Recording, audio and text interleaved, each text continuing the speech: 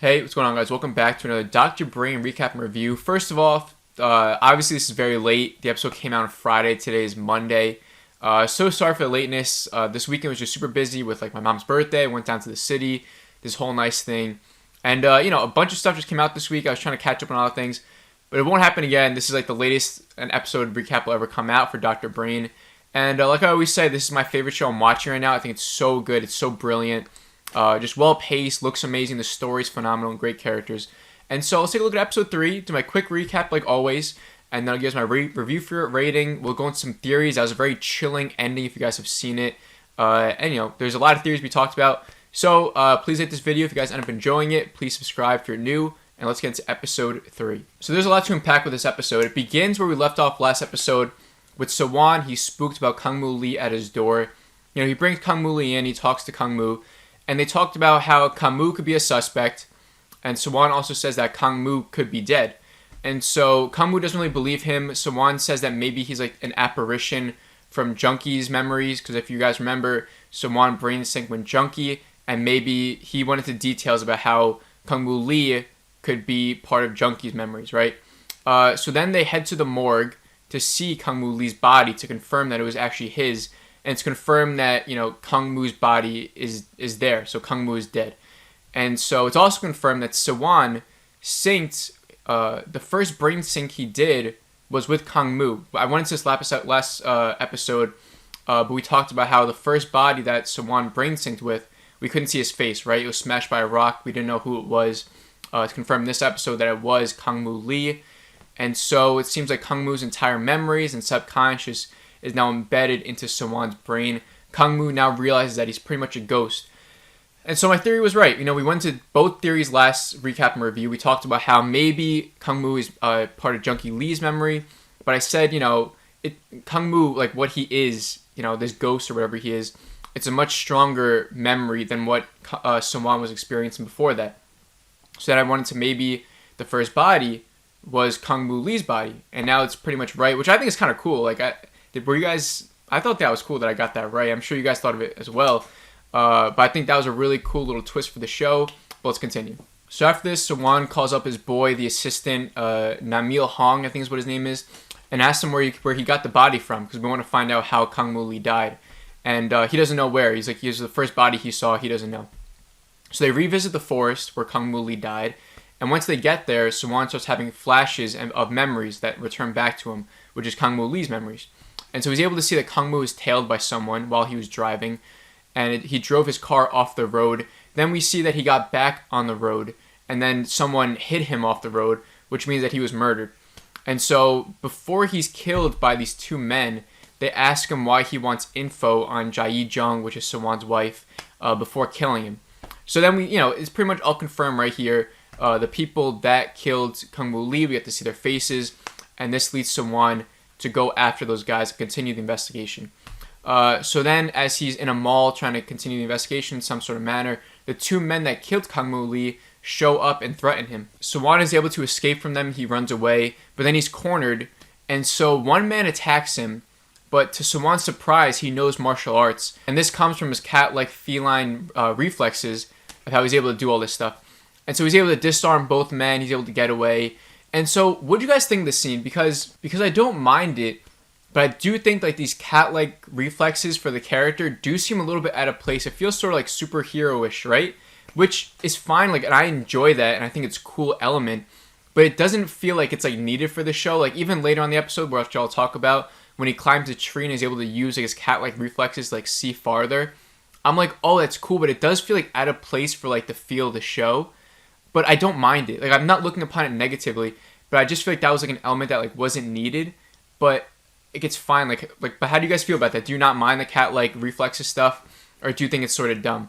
But let's just continue. So after he disarms the men, Jun Cho, the police investigator, she shows up and joins the fight. She shoots one of the men. She kills him. Sewon tries to revive him, asking him where Do-yoon is, his son, but it's too late. He's dead. So Sewon now wants to do a brain sync with this dead guy, right? But Jun Cho, she doesn't really believe him still. She wants to hook him up to a lie detector test to see if he's telling the truth. He sort of fails the lie detector test, the polygraph, because he has all these different memories embedded in him that, his body's just reacting differently. His brain's reacting differently to the polygraph than what he is actually trying to say. You know, like he's telling the truth, but like his own nervous system is like acting up, is what he says. So polygraph doesn't work, and but he's able to like convince Jun Cho anyway to do the brain sync. You know, we don't need to go into too many details of why, but he's able to convince her. Able to now go into the memories of this dead guy, and we see the two men commit the murder of Kang Mu-lee.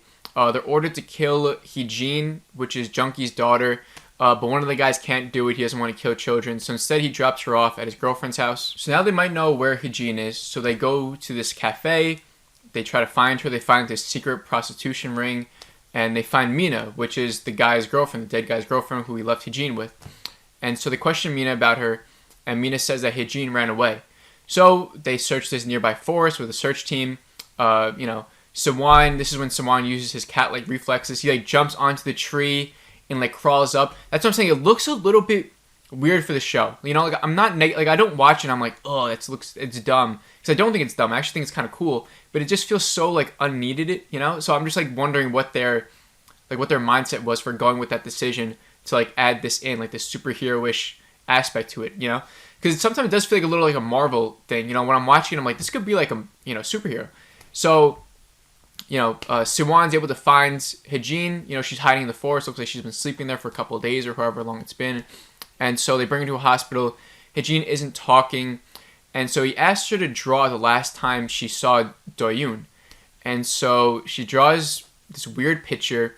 I got it up right now. And it shows Do-yoon, but then this weird person or woman with long hair looking over him. And Sewon is shocked to see this, and that's how the episode ends. So there could be a lot of theories of what this is. You know, I think this could be the mother. I think it could be Do-yoon's mother, Sewon's wife, Jae-jung. You know, I'm just not sure. You know, like, what is that black figure, that long-haired figure? Who knows? But I think just the best guess is that it's the mother. But let me know what you guys think it was, what your theories are, if you guys have any. And so my rating for this episode is a solid 4 out of 5. I do think the first two episodes were like a little bit better. I think I rated the first one like a 4.3. This one, the second one was like a 4.1, and this one's like a 4. So it's in the same tier as those other ones. You know, but this one, like, it was, dude, it's all great. It really is. Like, there's really nothing negatively to talk about it. The cat thing I just wanted to bring up because while I'm watching, I'm like, it does feel out of place, but I still like it. And theory-wise, there's not too many theories to go into besides the picture. One is, like, where is Do-yoon? You know, like, was he captured by someone? You know, did the black figure take him somewhere?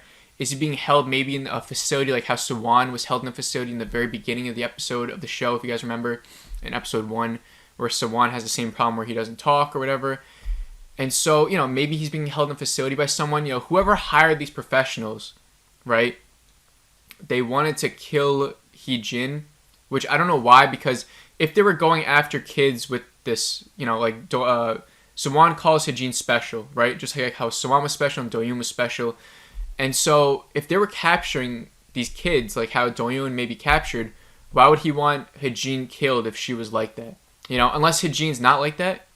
Is Ha-jin like Do-yoon? I thought they sort of were, but maybe not. You know, I just don't get the mentality of, like, capturing Do-yoon if you were holding a bunch of kids in this facility, you know, but killing Ha-jin. So I don't know if that theory is going to play out well. You know, and then, like, why kidnap these kids if that's the thing as well? Like, what are you using them for?